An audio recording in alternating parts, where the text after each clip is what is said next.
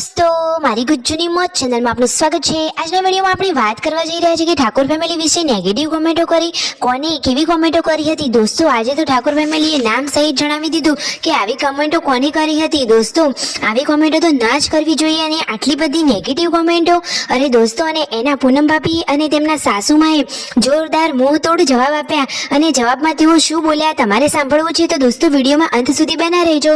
બધી જ માહિતી તમને મળી જશે। આવી લાઈવ લેટેસ્ટ એન્ડ ટ્રેન્ડિંગ માહિતી મેળવવા માટે કરી દો મારી ચેનલને ફટાફટ subscribe. Full video in life of Thakor channel દોસ્તો ફૂલ વિડિયોની લિંક ડિસ્ક્રિપ્શનમાં મૂકેલી છે, ત્યાં જઈને તમે આખો વિડિયો વોચ કરી શકો છો। તો ચાલો દોસ્તો વધારે રાહ ન જોડાતા આપણે વિડિયોની શરૂઆત કરી દઈએ। અને શિલ્પા ભાભીથી આજે આ કઈ વસ્તુ તૂટી ગઈ કે બધા જ લોકો ભેગા થઈ ગયા। અરે ઓ નો, તમે જુઓ તો ખરા કે તેમને તો આ જે સ્ટોલ એટલે કે બાસ્કેટ જેવું હતું કે જેમાં શાકભાજી ને બધું મુકાતું હતું એ તોડી નાખ્યું। અરે દોસ્તો તેઓ તો ઉપર ચડી અને રસોડાની સાફ સફાઈ કરતા હતા અને અચાનક ઉપર પગ આવતા તે તૂટી ગયું। તો તેમના સાસુમાં કહે છે કે અરે રે આ તૂટી ગયું। તો જુઓ શિલ્પા ભાભી કહે છે કે એમ નથી પૂછતા કે તને વાગ્યું તો નથી ને। આ રીતે તેઓ બધા તો મજાક મસ્તી કરી રહ્યા છે। બાકી તેમના સાસુમાં પણ તેમને ઘણું રાખે છે અને વહુઓ પણ સાસુમાને સરસ રાખે છે। આ તો એકદમ હેપી એન્ડ ક્યુટ ફેમિલી છે। અરે દોસ્તો આજે તો પૂનમ ભાભી ઉપર અને આ ઠાકોર ફેમિલીના બધા જ લોકો ઉપર ઘણા બધા લોકોએ નેગેટિવ કોમેન્ટો કરી હતી।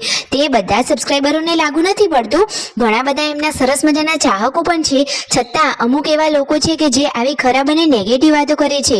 પોતે તો જીવનમાં કંઈક હાસિલ કરે નહીં અને બીજાના જીવનમાં આવી તા દખલ અંદાજો કરે, આવું તો ના જ ચાલે। જુઓ તેમના મમ્મી તો આંગળી ચીંધી એકદમ ગુસ્સાથી વઢી રહ્યા છે। તો દોસ્તો પૂનમ ભાભી ઉપર કોમેન્ટો કરી હતી કે તમારે તો 2 દીકરીઓ છે અને હજુ ત્રીજી પણ દીકરી જ આવશે। તો તેમના સાસુમાં વઢી રહ્યા છે કે ભલે ને અમારી દીકરી આવે કે દીકરો આવે, તમારે શું, જુઓ દીકરીઓના લીધે જ ઘર ઉજળું છે, દીકરી તો ઘરની લક્ષ્મી કહેવાય। આ રીતે જુઓ તેઓ સમજાવી રહ્યા છે અને કહે છે કે આવી કોમેન્ટો ના કરવી જોઈએ। જો એ વ્યક્તિ મારા હાથમાં આવશે તો પછી તો એનું આઈ જ બનશે। જુઓ પૂનમ ભાભી કહી રહ્યા છે કે દીકરી અમારી છે, તમને શું પ્રોબ્લેમ છે? અને ભગવાન માતાજીની દયાથી ભગવાન જે આપે એ પણ એકદમ કુશળ મંગળ આપે એ જ પ્રાર્થના। દોસ્તો આ ફેમિલી તો એકદમ હેપી ફેમિલી છે અને પૂનમ ભાભીનો સ્વભાવ પણ આટલો સરસ છે, તો માતાજીની દયાથી એમને તો દીકરો જ આવશે, મારી તો એવી જ પ્રાર્થના છે।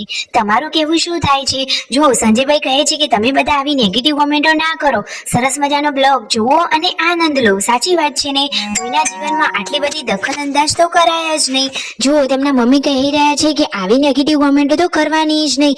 અને એક ખાસ વાત કહી રહ્યા હતા કે કિંજલબેન રડીને સાસરે જઈ રહ્યા હતા પરંતુ કોઈ તેમના જોડે ગયું નહીં। અરે દોસ્તો એવું ન હતું, આ બંને ફેમિલીઓ તો સરસ જ રહે છે પરંતુ એમને તો જવાનું બહાર થયું હતું, તો બહારનો પ્રોગ્રામ બતાવી પછી તેઓ ટાઈમસર હાજરી આપવા માટે તો આવી જ ગયા હતા। અને આજે તો મિતાંશની પહેલી હોળી હતી પરંતુ દોસ્તો સંજોગો વસાવત તેમને આ તહેવાર ધામધૂમથી કરવાનો ન હતો। કરણજીની પહેલી હોળી હોવાને કારણે જુઓ તેમને ખાલી માતાજીના અહીંયા એટલે કે હોલિકા માતાના દર્શન જ કર્યા। બાકી તો મિતાંશનો જેમ હોત તો ઘરે ઘણા બધા મહેમાનો આવ્યા હોત। Like share and subscribe.